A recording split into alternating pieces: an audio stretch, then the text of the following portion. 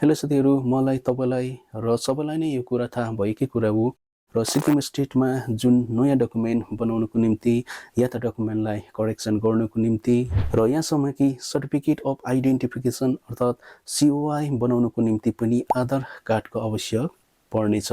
हुन त आधार कार्ड पहिचानको प्रमाण हो न कि नागरिकताको, तर पनि समय सँगसँगै आधार कार्डको महत्त्व उत्तिकै बढ्दै गइरहेको अवस्था छ।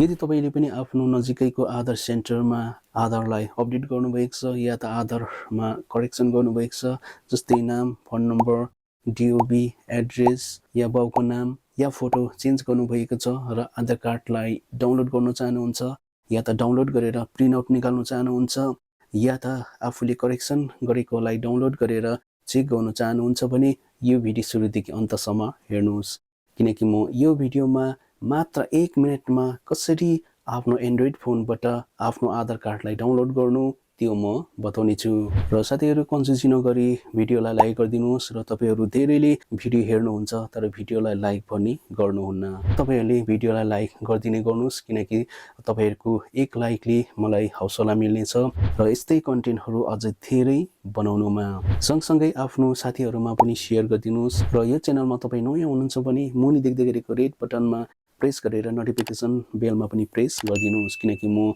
यही टाइपको कन्टेन्टहरु यो च्यानलमा लिइरहने छु। आउनुहोस् साथीहरु, अब भने आजको भिडियोलाई सुरु गर्नेछु। र सबैभन्दा पहिले क्रोम ब्राउजरलाई ओपन गर्नुहोस्, त्यसपछि क्रोम ब्राउजरको सर्च बारमा टाइप गर्नुहोस् uidai.gov.in।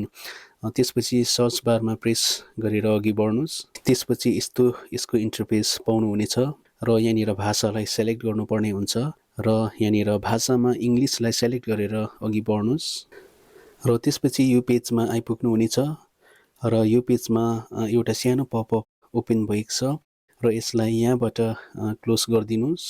त्यसपछि यसलाई अलिकति मुनि स्क्रल डाउन गर्नुहोस् र यहाँनिर धेरैवटा अप्सन पाउनुहुनेछ र यी मध्ये गेट आधारको अन्डरमा डाउनलोड आधारमा प्रेस गर्नुहोस्। त्यसपछि यो पेजमा आइपुग्नु हुनेछ र यहाँनिर वेलकम टु माई आधार र यसलाई अलिकति मुनि डाउन गर्नुहोस् र यहाँनिर देख्न सक्नुहुन्छ डाउनलोड आधार, यसमा प्रेस गरेर अघि बढ्नुहोस् र यहाँनिर आफ्नो आधार कार्डलाई 3 प्रकारले डाउनलोड गर्न सक्नुहुनेछ र एउटा छ आधार नम्बर, अर्को छ एनरोलमेन्ट आइडी नम्बर र अर्को छ भर्चुअल आइडी नम्बर र यी मध्ये कुनै पनि अप्सनद्वारा आफ्नो आधार कार्डलाई डाउनलोड गर्न सक्नुहुनेछ र म यहाँनिर सेलेक्ट गर्नेछु आधार नम्बर।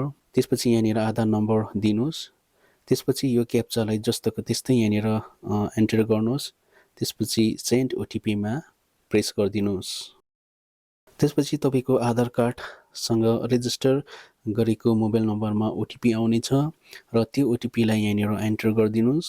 त्यसपछि भेरिफाई एन्ड डाउनलोडमा प्रेस गरेर अघि बढ्नुहोस् र यहाँनिर देख्न सक्नुहुन्छ लोड भइरहेको छ र यसमा अलिकति तपाईहरुले ध्यान दिनु पर्ने हुन्छ र यो लोड है धेरै टाइमसम्म पनि हुन सक्छ र यो कम्ती टाइमसम्मको लागि पनि हुन सक्छ।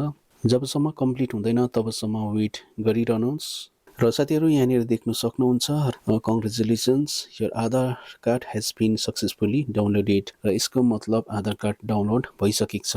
र यहाँनिर तपाईहरुले एउटा कुरालाई ध्यान दिनुपर्ने हुन्छ र तपाईले डाउनलोड गर्नुभएको आधार कार्ड पीडीएफ फाइलमा हुनेछ, त्यो पनि पासवर्ड प्रोटेक्टको साथमा। र पासवर्ड चाहिँ के हुन्छ भन्दा तपाईको नामको है 4 वटा वर्ड अनि तपाईको जुन चाहिँ डिओबी को इयर यति चाहिँ तपाईको पासवर्ड हुनेछ र तपाईको नाम हो सजित र तपाईको डिओबी छ 11/1990 र यहाँनिर तपाईको जुन चाहिँ नामको 4 वटा वर्ड जस्तै एसएजेई यो क्यापिटल लेटरमा हुनुपर्छ र तपाईको डिओबी को इयर यहाँनिर इयर छ 1990 र यहाँनिर तपाईको नामको 4 वटा वर्ड प्लस तपाईको डिओबी को इयर यहाँनिर छ 1990 र यो चाहिँ तपाईको पासवर्ड हुनेछ। र यसै गरी आफ्नो या कसैको पनि आधार कार्डलाई सजिलो प्रकारले डाउनलोड गर्न सक्नुहुनेछ।